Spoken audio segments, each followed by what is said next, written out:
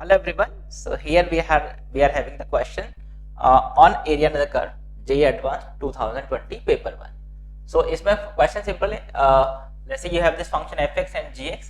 You have to find the area of the region in the first quadrant bounded by these two function and x equal to 0. मतलब y axis और इन दोनों function के बीच में bounded. Basically इसमें question में difficult नहीं, important part is how to draw the graph of these two. बस वही आपको समझना है, ठीक है. बाकी उसके बाद एरिया का calculation is easy. So just see, पहले हम इस एफ एक्स जी एक्स की बात कर लेते हैं. तो G X function you can see, अगर आपको ग्राफ ड्रॉ करना है तो आपको इसका आइडिया रखना पड़ेगा कि ये इंक्रीजिंग डिक्रीजिंग कैसे है, ताकि आपको समझ में आ जाएगा ग्राफ कैसा बनेगा. तो you can just differentiate this. What is a G dash X? This is 1/2. You can see e raised to x minus 1 and this is minus e raised to 1 minus x. You can see this is g dash x and this is equal to 0 at x equal to 1. आप इसको solve करके देख सकते हो, otherwise you can by observation you can clearly C x is equal to 1 पे तो 0 हो जाएगा, ठीक है. तो g dash x is 0 at x equal to 1 and if I say g dash x का अगर हम साइन स्कीम भी चेक कर लें कि इंक्रीजिंग डिक्रीजिंग बिहेवियर के लिए g dash x is 0 at x equal to 1. If I take x greater than 1, this value will be positive because ये value greater than 1 होगा और ये value less than 1 होगा. You can clearly see. So this is positive for greater than 1 and negative for less than 1, right?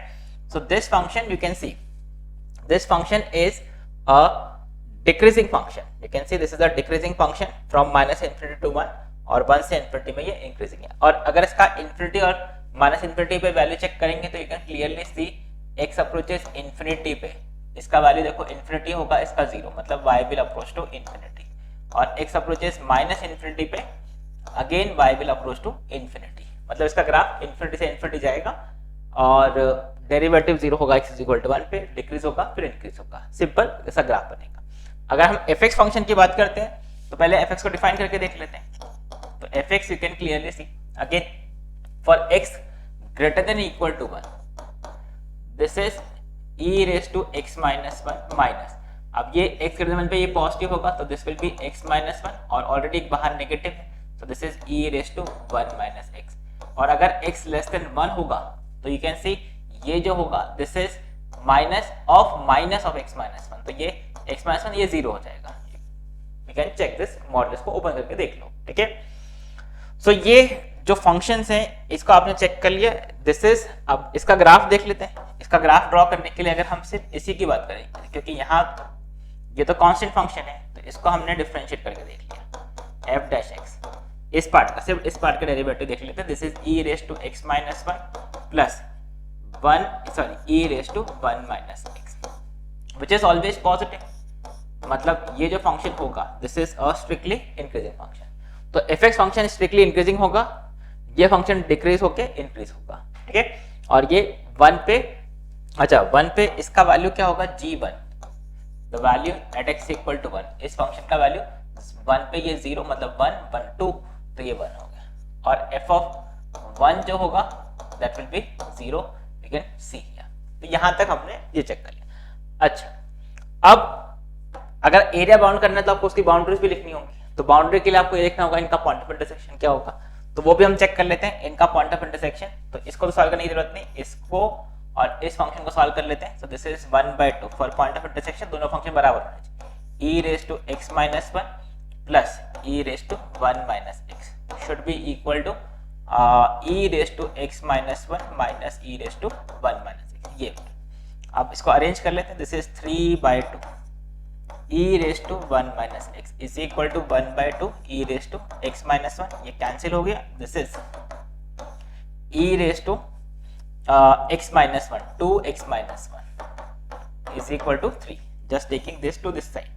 अभी इसको log लेके solve कर लेते हैं. this is 2x minus 1 is equal to ln 3. so this is 1 by, so x is equal to 1 plus ln root 3 आपका function का value आ जाएगा, मतलब पॉइंट ऑफ इंटरसेक्शन आ जाएगा. सो अब हमने सब कुछ फाइंड कर लिया है. What is the point of intersection? Point of intersection is x is equal to 1 plus ln root 3. ये फंक्शन इंक्रीजिंग फंक्शन है, ये सॉरी इसका ग्राफ डिक्रीजिंग इंक्रीजिंग होगा and this function is a increasing function. अब हम इसके graph की बात करते हैं और इससे फिर हम एरिया फाइंड करने की कोशिश करेंगे, ठीक है.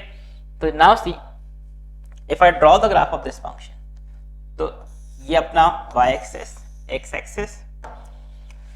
फॉर gx फंक्शन अभी हमने बोला है दिस इज डिक्रीजिंग टिल 1, ये 1 इन्फिनिटी से स्टार्ट हुआ, 1 पे डिक्रीज हुआ, जैसे 1 को क्रॉस किया उसने इंक्रीज करना स्टार्ट कर दिया, ठीक है। तो ये फंक्शन आ गया अपना gx फंक्शन।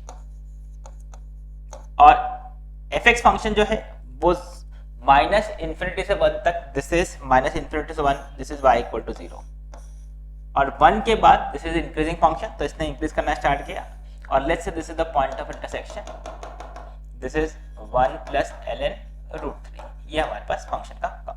तो what is the area which is bounded by these two curve and y axis. तो you can see we have to just find this area, you have to just find this area. So now see how will you find this. यहां से 1 तक तो कोई problem नहीं, because 1 तक ये gx, this is area 1, let's say this is area 1 and this is area 2। तो area 1 find करना तो बहुत इजी है, this is integral 0 to 1 gx dx, right, gx dx। और एरिया 2 जो होगा वो होगा 1 से 1 plus ln root 3। Upper curve, this is upper curve which is fx, नहीं which is gx, sorry gx, minus lower curve this is fx, और ये हमारे पास सेकेंड एरिया आपको मिल जाएगा, ठीक है। अब बस कैलकुलेशन है। So what is integral 0 to 1 gx, तो gx function, now you see what is gx function, इधर कर देते हैं हम। अब हम कैलकुलेशन पे आते हैं, this is a1 integral 0 to 1 gx, this is gx 1 by 2 e raised to x minus 1 plus e raised to 1 minus x dx, which is 1 by 2. Now what is the integration of e raised to x minus 1? E raised to x minus 1, and this is minus of e raised to 1 minus x, because 1 minus x है तो minus x के coefficient से भी आपको divide करना होगा, ठीक है। So this is 0 to 1.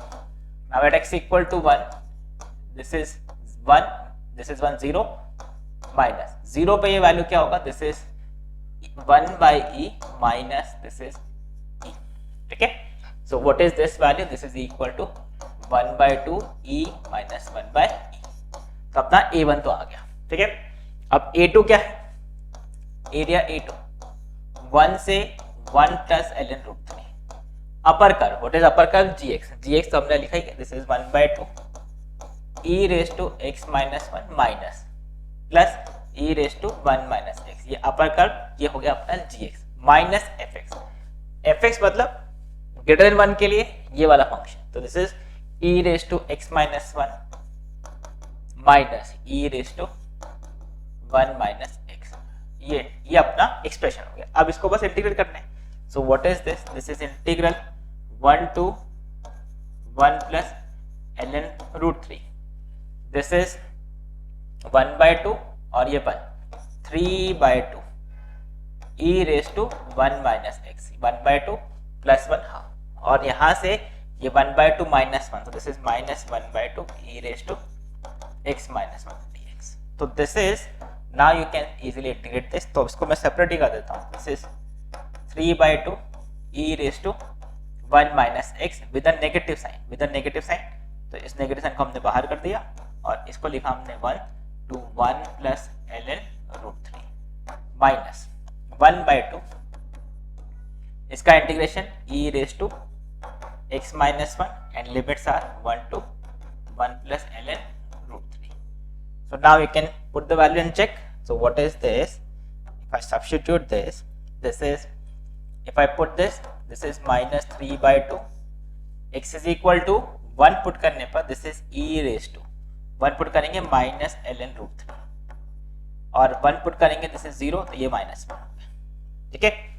And this is minus 1 by 2, x is equal to 1 put करने पर this is e raise to ln root 3 and this is 1, x is equal to 1 पे ये 0 1 हो जाएगा, ठीक है। So now if I finally write this value, it will be, बस थोड़ा कैलकुलेशन पे ध्यान देंगे, this is minus 3 by 2 1 by root 3, just using the properties of log, minus 1